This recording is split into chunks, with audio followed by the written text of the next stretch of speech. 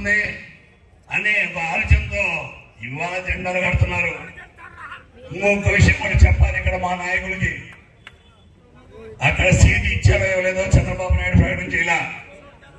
కానీ మా వాళ్ళు మటుకు నీకు కూడా ఒక ఇన్ఛార్జి ఉన్నాడు, ఆ ఇన్ఛార్జిని సంప్రదించాలా లేదా ఇక్కడ అనేది ఆలోచన కూడా చేయాల చాలా మంది. ఇవాళ ఇందాక వెంకటరెడ్డి గారు మాట్లాడుతూ చెప్పారు మాకు ఎవరో నాయకులు వచ్చినారని. నాకు మా ఇక్కడ నాయకులు చెప్పలా. మరి మీకేమైనా చెప్పారనుకోండి, అది ఒక ఇన్ఛార్జిగా బాధ్యత కలిగిన మీరందరూ కూడా బాధ్యత మీకు అందరి మీద ఉంది. వెంకటేశ్వర గారి చేస్తాయంటే నేను ఎప్పుడన్నా కాదన్నా? మీకు తెలియకుండా నేను ఏమైనా పనులు చేశానా చెప్పాలి మీరు.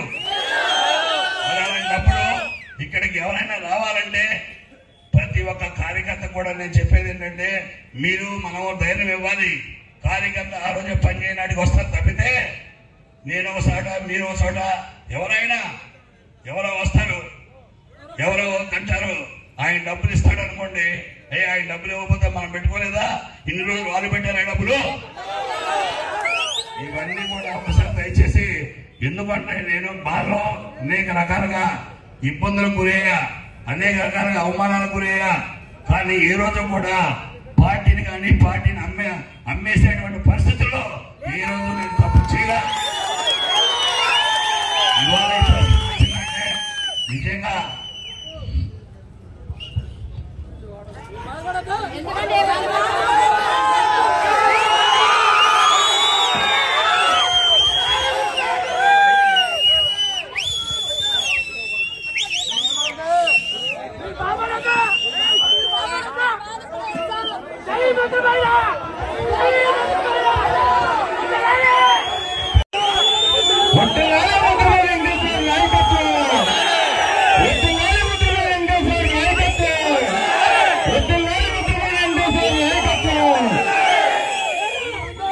ఈ యొక్క నియోజకవర్గ ప్రజలారా,